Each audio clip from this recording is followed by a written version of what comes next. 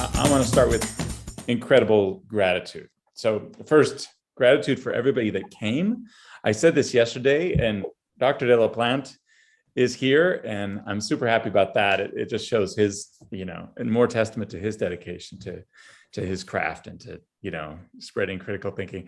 And for all of you, for all the attendees that came today, I know that you, I see mostly faculty here, and that's wonderful that you have many things going on in your lives. You're very busy, and you took an hour out of your day to attend this. To me, that further shows your dedication to our students and to teaching itself. So I'm super grateful for you.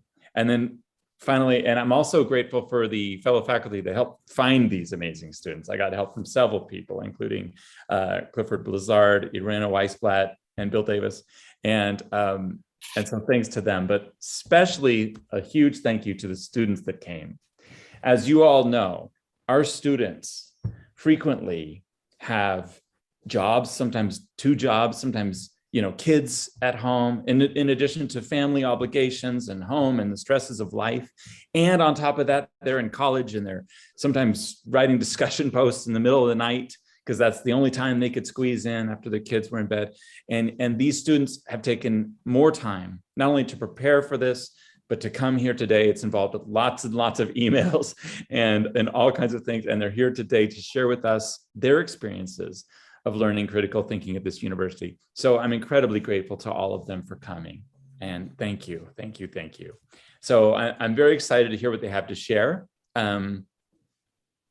I did supply suggested questions, but mostly we just want to hear their experiences of learning here, and especially in particular, learning critical thinking and how they've learned it and what they've learned and how what their experiences of it and whether and how it's beneficial in their lives. And I hope that we can learn something. We should learn some things from that about how we can best teach and serve our students. So thank you, everybody. And without further ado, I'm going to start. Our first presenter, I'll be introducing them after, right before each one talks. So I'll just introduce the first one is Caitlyn Thomasick. Am I pronouncing that right, Caitlyn? Yeah, that works. That's fine. Oh, whoops. It's all good. Well, I guess it was close. Okay, so let me tell you a little bit how I met Caitlyn. So I have a lot of faculty here doing live learning sessions now, and I do live learning sessions every week. Almost every week. And I was doing one a couple weeks ago, and Caitlyn thought he was muted, and he was talking about what we were talking about to somebody, presumably in the room, and didn't know he was unmuted. And when the situation like that happens, sometimes they're saying, oh, this is such a waste of time, or this guy doesn't know what he's talking about. You could say anything because you didn't know you were unmuted. But it turned out what Caitlyn was saying was so wonderful about the value of critical thinking that I was like, hey, do you want to stick around after? I have an opportunity for you. And he was all too happy to volunteer to be part of this panel. So I'll go ahead and share his bio and hear what he has to say. Caitlyn is a first-year student at UAGC in the Business Leadership Program, enhancing his career as a principal system engineer. He led a team of engineers responsible for cloud integrations, virtualization, disaster recovery, and security for a manufacturing company with headquarters in San Marcos, California. He thoroughly enjoys the opportunity to pursue education, which has given him a renewed passion for learning and challenging himself to understand new ideas and perspectives, to grow and become a more well-rounded communicator and thinker. So thank you, Caitlyn. It's all yours. Okay, so I guess I'll go through some of the questions that you had sent out to the group. I use those kind of as a guideline for what I'm going to talk about today. And before I started classes here, I wasn't really fully aware of the concept of critical thinking, although it's been prevalent throughout my life. I wouldn't be in the position I am in today without it.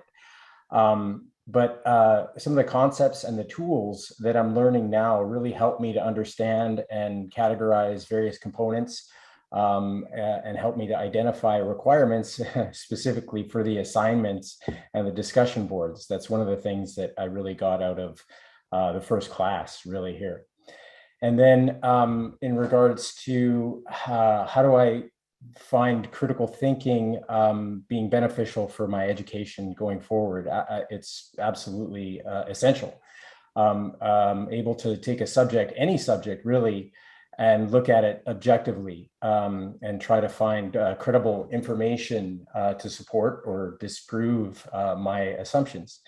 And it's also vital for me to make sound decisions and produce viable arguments. And we're not just talking about arguments in the philosophical sense, we're talking about arguments across the board, whether it's I'm defending my position on where we should go for dinner, or why I'm going to buy a new mountain bike, or something like that. It's taking a step back and looking at things objectively without bias and gathering information. I think that critical thinking, as I understand it, as I'm starting to learn more and more tools, that it's going to be very useful, priceless, in fact, in my education going forward. Also transferring over to some of the stuff that I'm doing at work, which I'm using anyways. But the techniques that I'm learning here really help me kind of categorize and focus on honing specific skills for critical thinking. And those techniques, the discussions that we're having, some of the stuff that we're learning from the texts is extremely beneficial. Now, in regards to how that's going to translate into future endeavors, my career, is that I see critical thinking as part of life, and regardless of whatever I decide to do, if I'm going to join a band or sing punk music or whatever, the fact that I can think critically, take anything and look at it objectively, and have the proper tools to analyze and evaluate information is extremely important.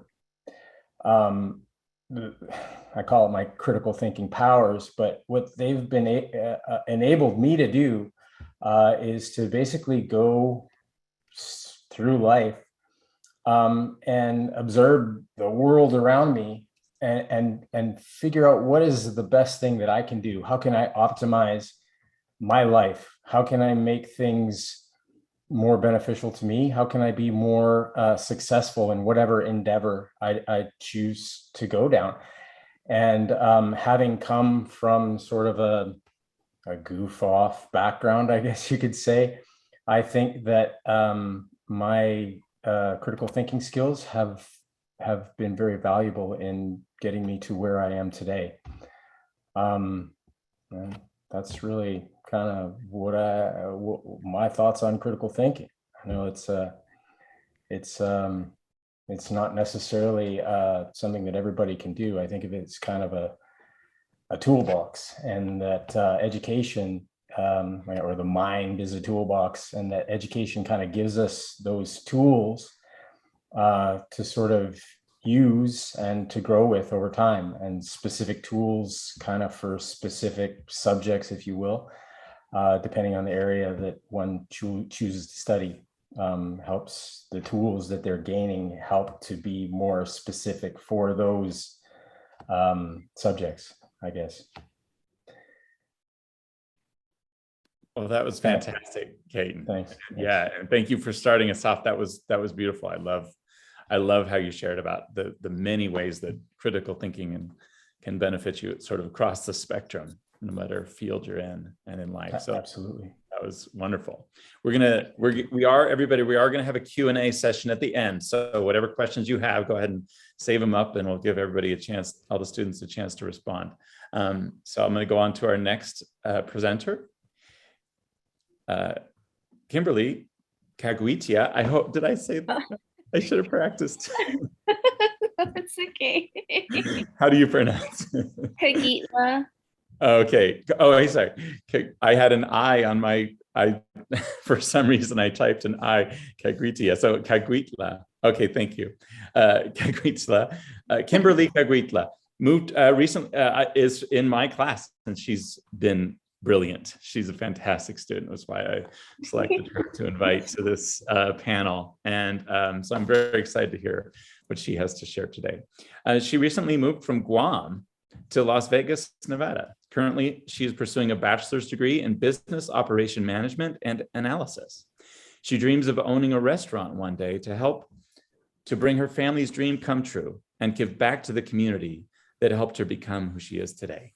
So with that, thank you so much, Kimberly. Go ahead. Yeah. Hi, everybody. So I kind of just went off the guideline as well. So for critical thinking, I didn't realize that we do use it on a daily basis when it comes to making planning or schedule, investing in buying a car or deciding what apartment to get. And those are things that I had to make decisions about when I moved, is where I'm going to live, what job am I going to do, am I going to get a car soon, and to evaluate the environment that I'm in. I'm totally new here. I've never been here before in my life. So to observe everything around me and decide what position would work best for me. I broke it down and I didn't even realize that I was using critical thinking and to analyze all these things around me to suit what would best fit for myself.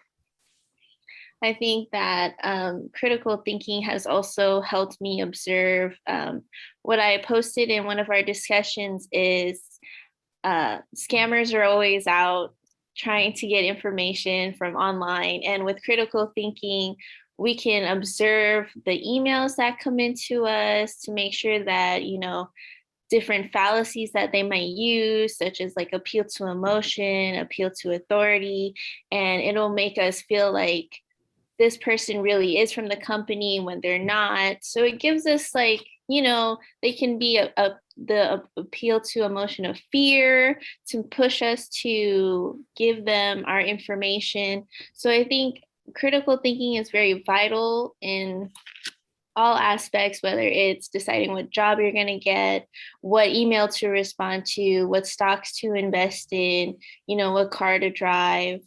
And for my future, right now, I only work at Ross as a supervisor, but I do use my critical thinking every day when it comes to analyzing my associates, communicating with other management, trying to understand what best suits each cashier to make them feel better.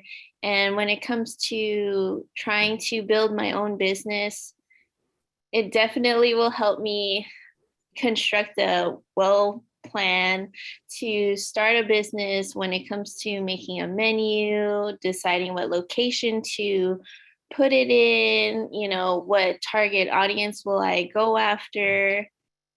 And this class has really opened up my eyes to what kind of arguments that there is, because before I thought argument is just a disagreement between two people. I didn't know that there was valid argument, sound argument, and to understand the value of the fallacies and the tricks and the hoax that people use to manipulate the way that we think can really, stop us from believing things that just aren't true.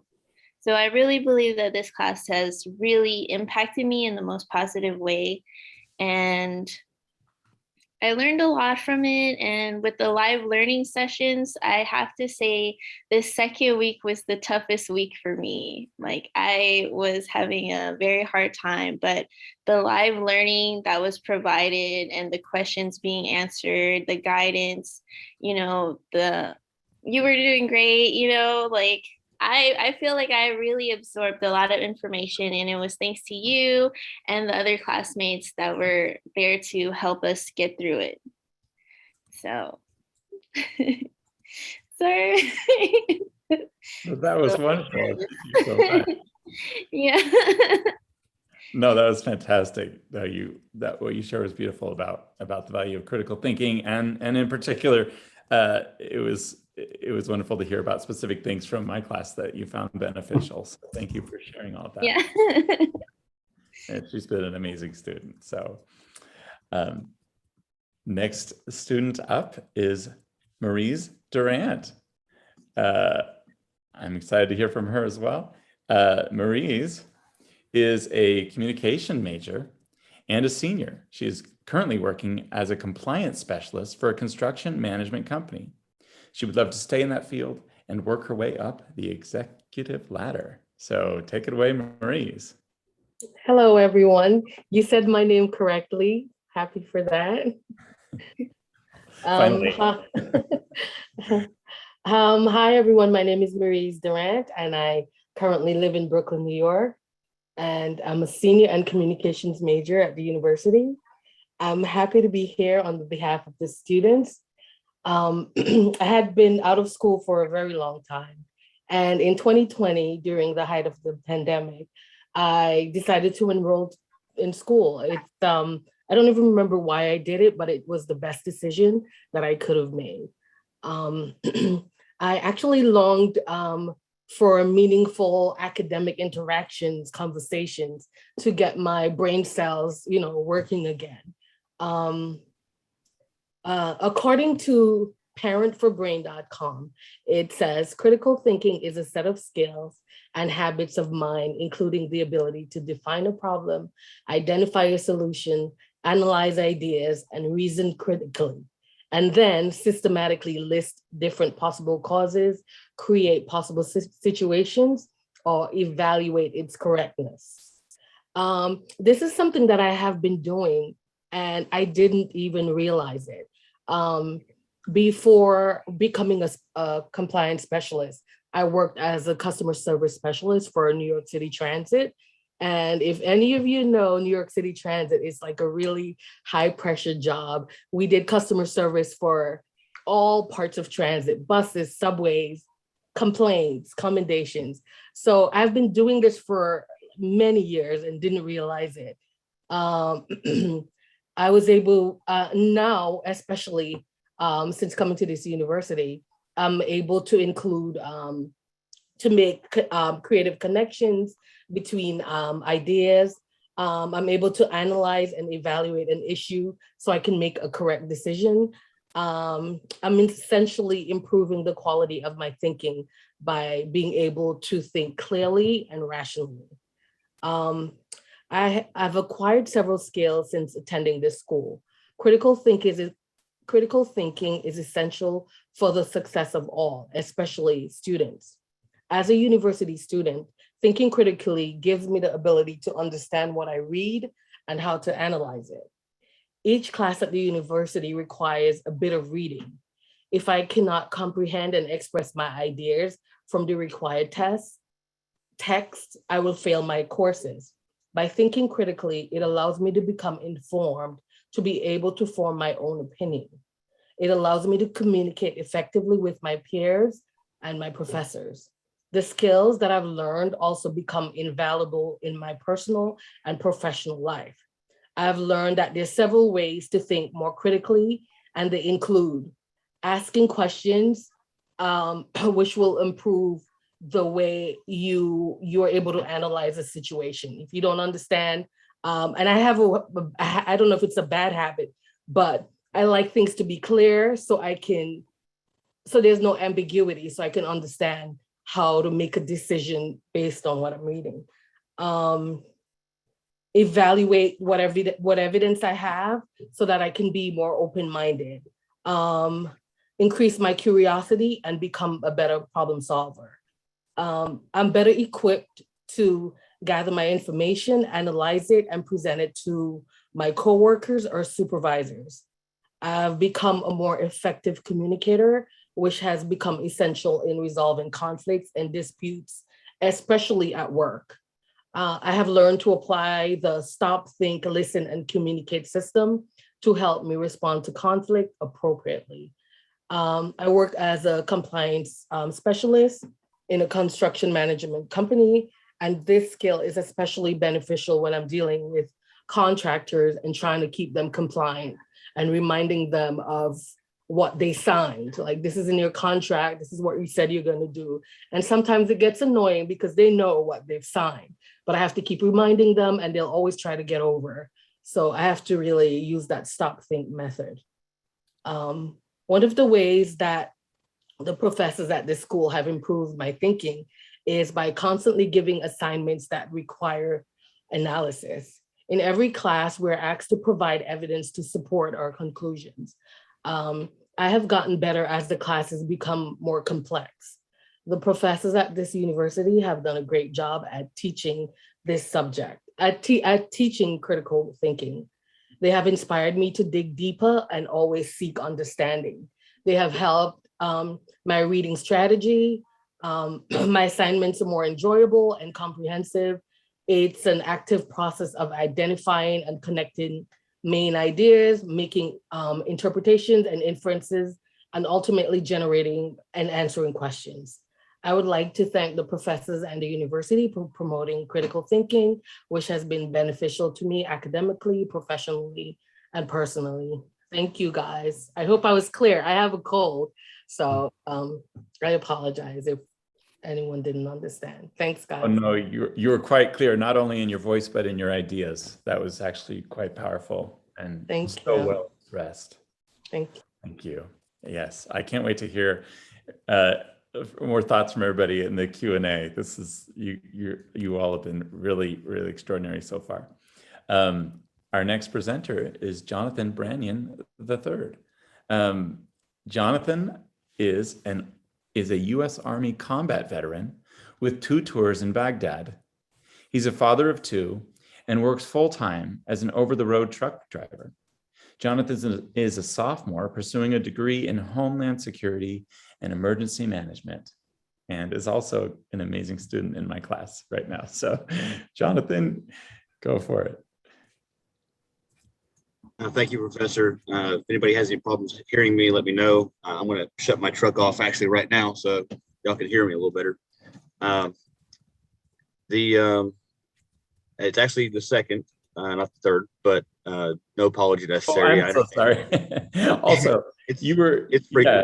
Okay, go ahead. Go ahead. I also said you were in my class right now, but actually you were in my class that just finished and did an incredible job. And yes, and now I'm about to start Philosophy 208, but with a different professor. So my background experience goes all the way back to elementary school, and realizing that even with things like word problems in math and early education, that we were already learning those kind of things and building on them as we went. Now as a truck driver, it's very much the same kind of deal where I receive a pre-assignment for the next load assignment hours before, and I'm responsible for going through that, making sure that it's going to actually be feasible within the hours that are allotted, that I plan for breaks, that I'm letting them know if there's any issues that I'm dealing with on my end, make sure that the load is actually going to get to where it needs to be on time and safely. So I deal with that kind of planning word problem in my own head on a regular basis, and it feeds into everything. Being a full-time dad, being a college student, I'm still having to plan. I've got this assignment, I've got this load assignment, and I need to make sure that both of them are still going to work together at the same time. I'm able to accomplish both of these tasks in the same amount of time. And going back to the military, it's the same kind of deal. Time hacks are very important.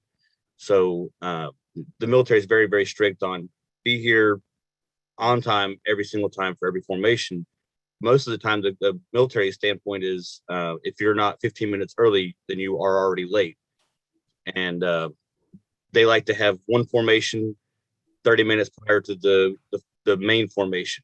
So if you've got a battalion formation, you've got a company formation 20, 30 minutes prior to that, 30 minutes prior to that, you've got a platoon formation, and it just keeps doubling back. You've got to plan in time for travel, for taking care of uniforms, gear, or whatever it might be. So everything gets planned into time like that. The military also requires a certain amount of ethical side to it as well. My experience with the military, I quickly learned that the Army does not have time for, or does not have space for soldiers that are not able to think critically. And most orders coming down, they're pretty straightforward, but even with the more difficult ones, there's really just a 2-question spot check that takes place in the soldier's mind. is this ethical, morally, with my own moral values, and is this legal? If it passes both of those, you do it. If it doesn't, then you bring that up to your chain of command. But we have seen actually that same kind of deal in the news and the press in the past with trials regarding war crimes by individuals or small groups in our own military over the past 2 decades. So we don't need a modern day Nuremberg trial, but at the same time, the military doesn't have a space for soldiers who don't know how to critically think on a day-to-day basis. I do believe that critical thinking is not a finite endeavor. It's a lifelong pursuit. And if we're doing it correctly, we never actually stop doing it. We just continue doing that throughout our entire lives.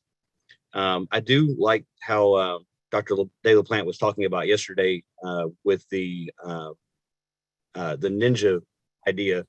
I really actually did enjoy that discussion yesterday. And I kind of view debate as a sort of sport myself.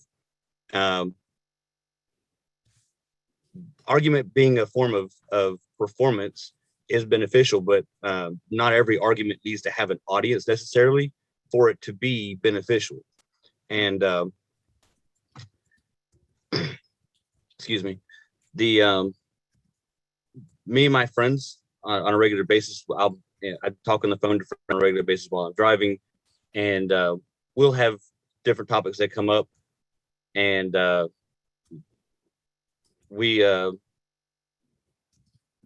if we both agree on the same topic, then one of us will choose to take the devil's advocate side of it and just banter back and forth and have a discussion about things that may not necessarily affect our lives day to day, but we all still have opinions on those topics.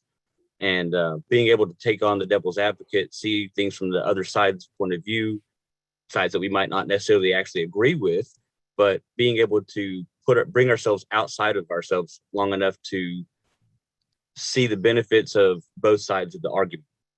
So I've always enjoyed that kind of banter back and forth as a sport, more than just necessarily trying to prove one side or the other.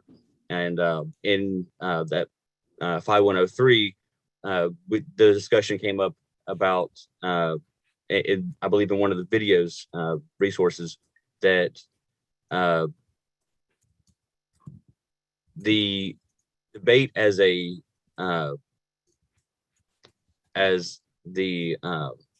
performance, there really is not a loser unless you're not willing to learn or be educated. If just because you might have lost the debate, might have been you actually won because you learned something from that debate. And I think that's really beneficial as well.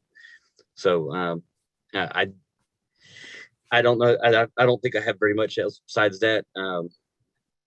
I do enjoy how the classes that I've had so far have, by and large, encouraged civil discourse. There's not a one size fits all way of thinking. Everybody's able to have a discussion, be civil, and not necessarily adopt everybody else's opinions, but accept that they have them and recognize them for what they are. And I believe that's one of the best things that I've actually been able to take away from these classes. And with that, I'll pass it back to Dr. Foster. Thank you, Jonathan. That was powerful. I love the way you brought in Dr. De La Plante's presentation from yesterday too, and that you brought in civil discourse. I think that's an essential part of the bigger picture of what critical thinking includes, and learning from others. That was fantastic. Thank you. We have one more student panelist, Maurice Simpson, and I want to give a little introduction of my own before reading her bio, which is to say that I asked several faculty members for help finding students for this, and several faculty members really came through. And 2 faculty members, that would be Irina Weisblatt and Bill Davis, both recommended the same student. And I was like, wait, I recognize that name. That's the same one. So she is doubly recommended. So I'm very excited to hear from Mirage. Mirage Simpson is pursuing her BA in supply chain management with ambitions towards a graduate degree in industrial and systems engineering.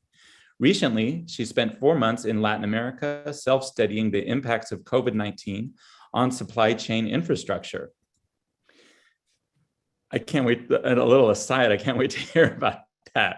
We just lost both of our cars and we had to buy a new car, and supply chain is huge right now. Yes. Yeah.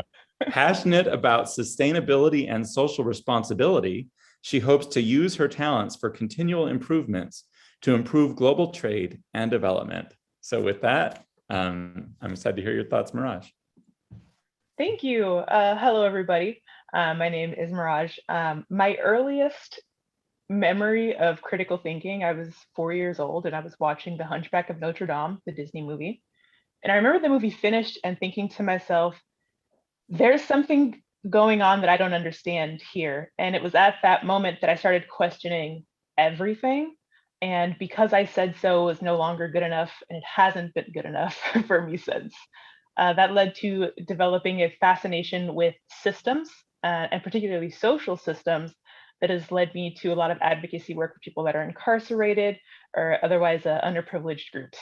And it's critical thinking that led me to majoring in supply chain, because I had a very honest conversation with myself about what it is I want for my life, what are my strengths, what are my interests, what are my talents. And that led me to supply chain that I didn't even know was a thing before, before I did that process. And I've been in love with it ever since.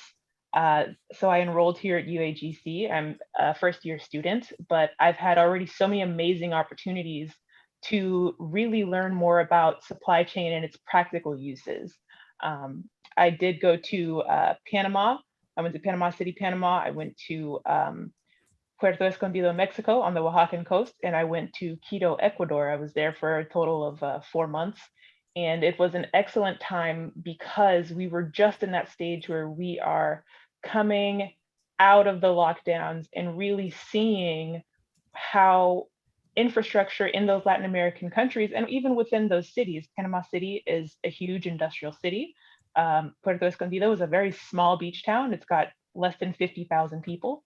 And Quito, Ecuador is almost 2 miles above sea level. All of those cities have incredibly different infrastructure needs and supply chain needs, but also considering, as a critical thinker, as someone that's wanting to go into supply chain to make supply chains more sustainable and more socially responsible, I have to consider the implications of Latin American cultures and what's meaningful for them.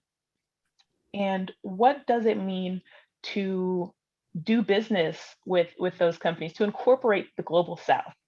As I develop in my academic career, as I develop in my professional career, those are things that are important to me. So having the opportunity to go and explore those things firsthand, to see and study what that supply chain for Panamanian coffee or Ecuadorian chocolate, which is amazing, by the way, if you've never had it, try it, it's delicious.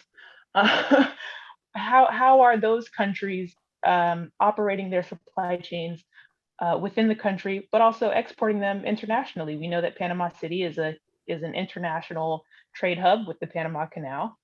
I'm really fortunate to have the opportunity to study those things. And while I was traveling, I was participating in the CHAMPS mentorship program with Dr. Ken Romano as my mentor.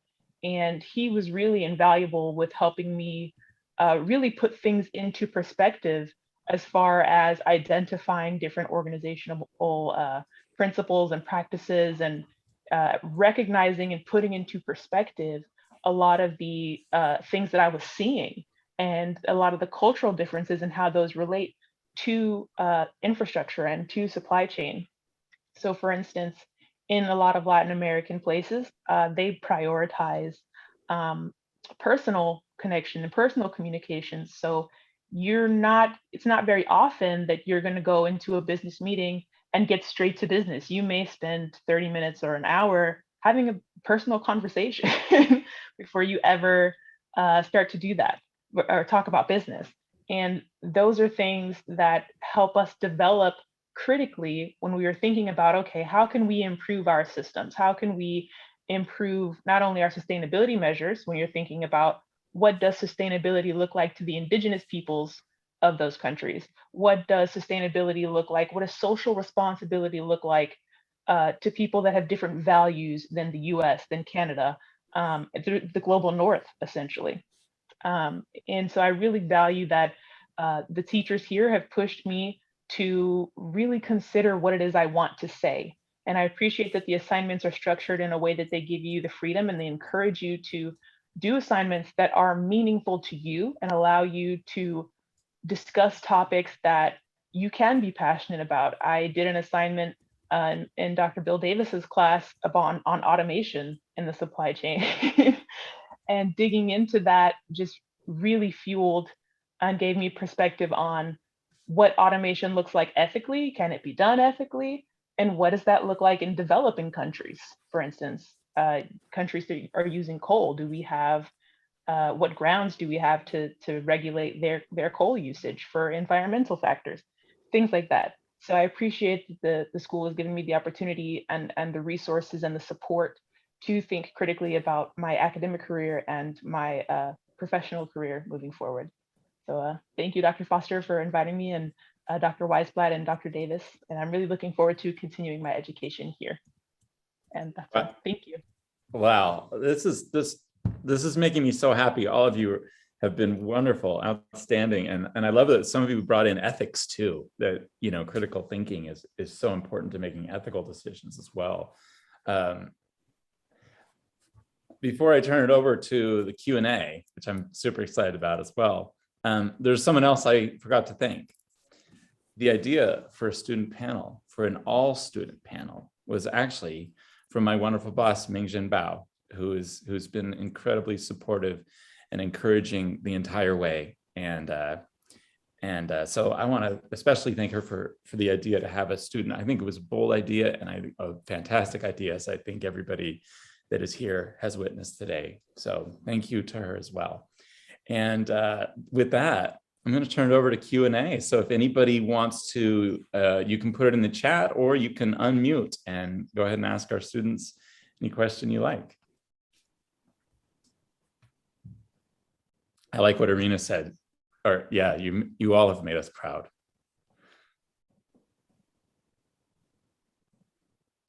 While people are thinking of questions, I'm going to start off with a question. I know I've done a lot of the talking, but I'm going to start with this question.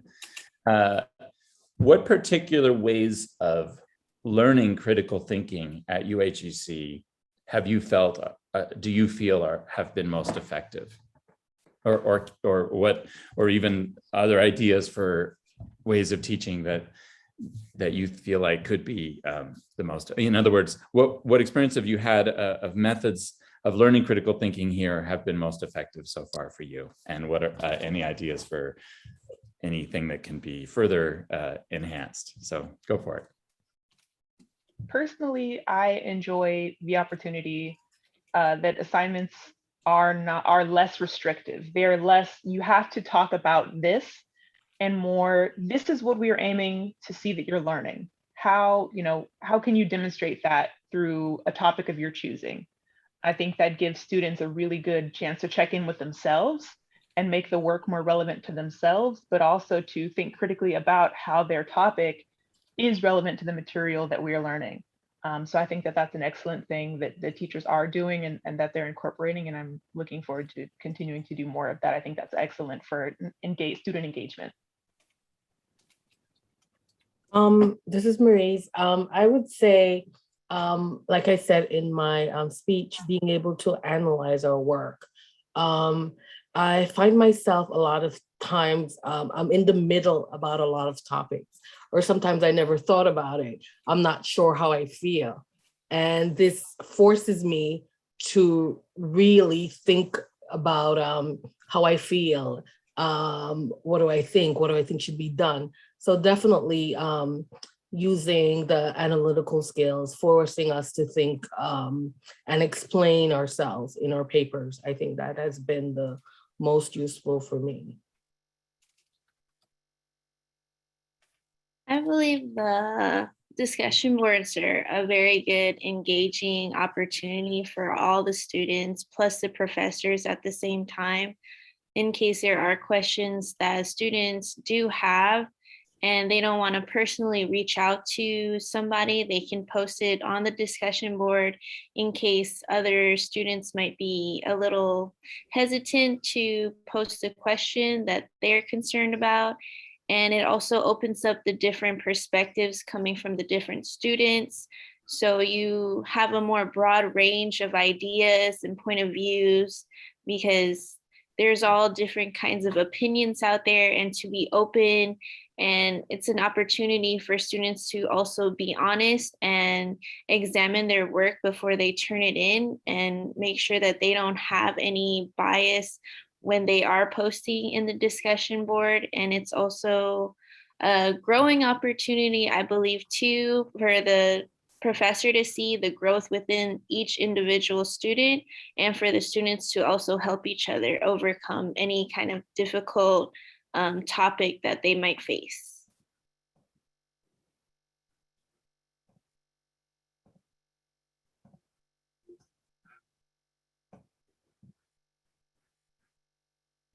Everyone's muted. Did I mute you guys?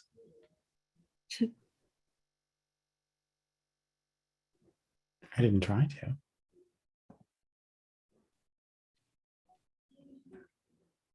I have a question for the panel. Can you guys hear me? Everyone's muted. I think I have a Yeah. setting wrong. Yeah, You can hear yeah, me. I can Okay. hear you. You sound All right. great. All right. It was like everyone just stopped. It was like blank space. First of all, thank you so much for all the student participants. It's really kind of thrilling. And I know that as teachers, hearing this kind of commentary feedback for students is just a thrill, right? It's very rewarding to hear these sorts of engaged testimonials from students. I'm gonna ask a more critical question. One of the things I see across you is a level of maturity that you bring to your, some of you are older students who have had some life experience behind you. And we will often note that the older, more mature students, their receptiveness to the value of critical thinking, or the value of the skills and knowledge that they're learning in college, it's just been much higher than the average student straight out of high school, right? So I wondered if you could comment on what you think, the extent to which you think your life experience has prepared you to really appreciate and to engage with the material, and the role that plays in maybe your appreciation and what what you've taken away from the college experience. Well, I from think that my perspective, go ahead. go ahead. Go ahead. Go No, ahead. go ahead. Okay, well, I guess I resemble that in that I'm older and I have a professional career, and going back to school was sort of kind of an afterthought. It was actually an opportunity that had come up for the company, or through the company that I'm working for. And I saw it as a kind of opportunity knocking. And it's kind of a funny story. I was listening to a song, and in the song it said, "When opportunity knocks, you better let him in." And I thought to myself, hey, this is kind of like this opportunity for education. And one of the things that being an older person, I guess you could say, is that at first I was kind of reluctant to get back into school, because I thought it was going to be hard work, for one thing. It was going to be more work, having a family and work responsibilities and recreational time that I like to take part in. The extra work was a concern. But as I started to get involved in the classes, I started to learn more, and I started to open my mind, and I started to learn things and incorporate those things that I was learning into my everyday life, into my work. And I really see a difference just from the first 5 weeks. And now this is my 7th class, and I kind of got the bug for education, I guess you could say. And I really like, and I really notice a difference in what I'm learning from week to week. As a writer, I'm improving vastly from where I started. And just the concepts that I'm learning have kind of piqued my interest in learning other concepts and different subjects, different topics, that kind of stuff. That's been my experience. Jonathan, you want to go next? I suppose I will. I don't know exactly where the cutoff for this age thing is, but I'm 36. I've been out of educational field for roughly 17 years now. Started my college back in 2003. So been out for a while, I suppose. Being a father, though, we want to, as parents, to develop critical thinking skills in our own children.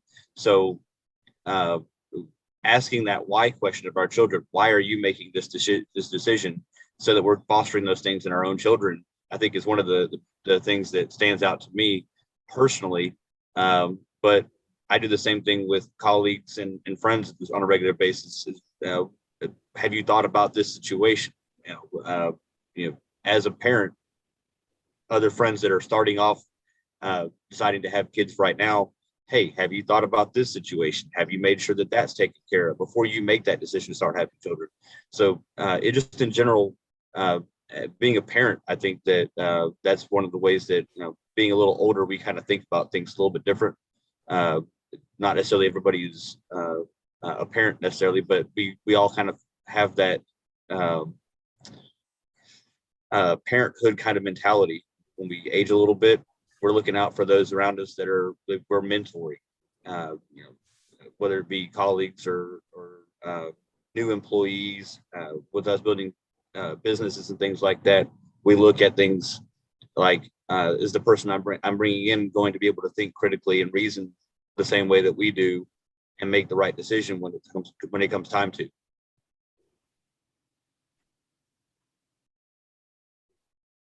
Can you hi again, guys.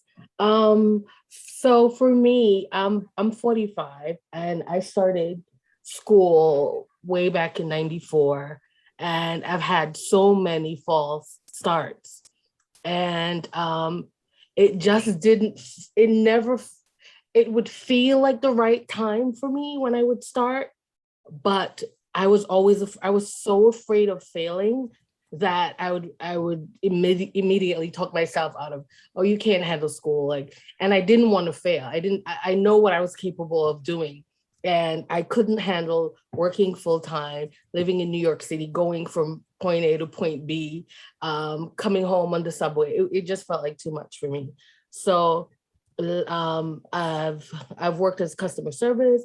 I worked in disaster recovery, and then I'm working at this job now. And I think that all of these jobs have prepared me. It was like kismet when I first came back to school. I was a little afraid, but after maybe like 2 weeks, it felt like, why haven't I done this before? But I also think it's the school, it's the program, it's the one class at a time. I didn't even know this existed. It's the working on my own time, getting excited to sit down and get my mind together and really figure it out. So definitely I would say having some life experience has definitely helped with critical thinking. We may know a little bit more, but we've had more experiences, I guess.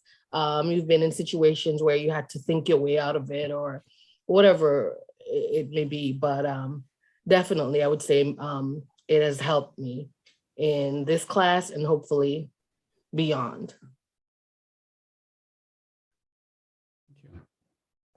I'm only 28, but I've been out of high school 10 years.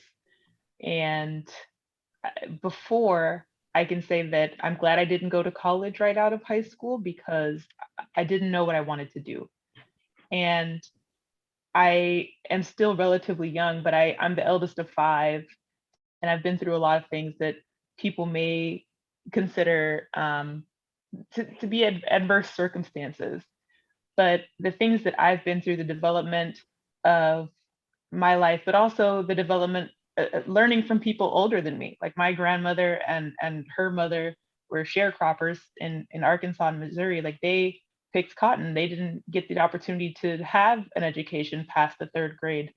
So really recognizing the privilege that I have to go to school and to recognize that in order to accomplish my goals and to assist, my siblings, I'm the eldest of 5, with things, I have to be able to think critically and to process that information, because no one's going to do it for me. So I have to make the most of the opportunities that are available to me. And I can only do that if I'm able to think critically, and really make the most of that. I'm only 31, and I do have 2 other associate's degree, but they're more on pastry and culinary. So I've always been more of hands-on work. And coming to this school, it's really challenged my way of thinking, because before at my old college, I was just a C average student. But at this school, with the faculty being very involved and always communicating with us, I feel it pushed me to set a higher long-term goal for myself when it comes to the school. And I really appreciate that the school itself provides all resources to help us succeed. And I feel I didn't have that at my old school, and that's why I didn't try as hard as I did before. So I'm very grateful to be here, and I'm always looking for a kind of challenge, because I don't like to feel stagnant where I am mentally, and this school I've only attended this school since July, and I've moved here to Guam in May. I started working in July, and since I utilized what I learned in this school, I've already been promoted twice. So I really do appreciate everything that I learned here, and the communication, the knowledge that the professors are sharing, the guidelines that they give, the different sources they provide for us has really helped us, I believe, to become better and to farther our career and education.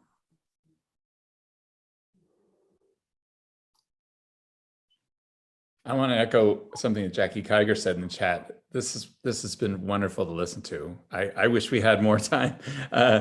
So there might be time for one more quick question if somebody has one. Chris, just a quick comment. Active learning is the process of doing and observing in dialogue with self and others. And, there's so much active learning in our courses, and I'm just blown away. The application here and the way that critical thinking is being broken down, as far as a process, as far as logic, premises, conclusions. I mean, I have to tell you, bravo. This is just absolutely exceptional. Thank you, Bill. Yeah, that was well said.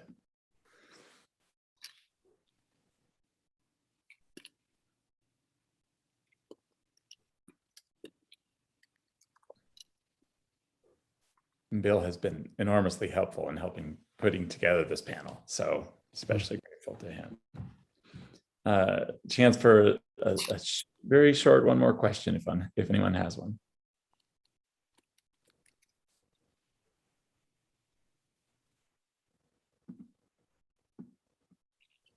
I have lots of questions, but there isn't time for them, unfortunately. Paul asked a question in the chat. I think this is I think it was for Kimberly, which is what ideas helped you to obtain the promotions.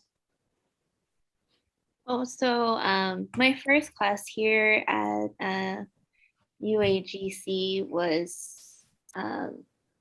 succeeding as like a leadership class. So I learned different aspects of leadership, different types of leadership. I've also took the communication class where we practiced presentation, how to use hand gestures, how to make eye contact and speak with confidence.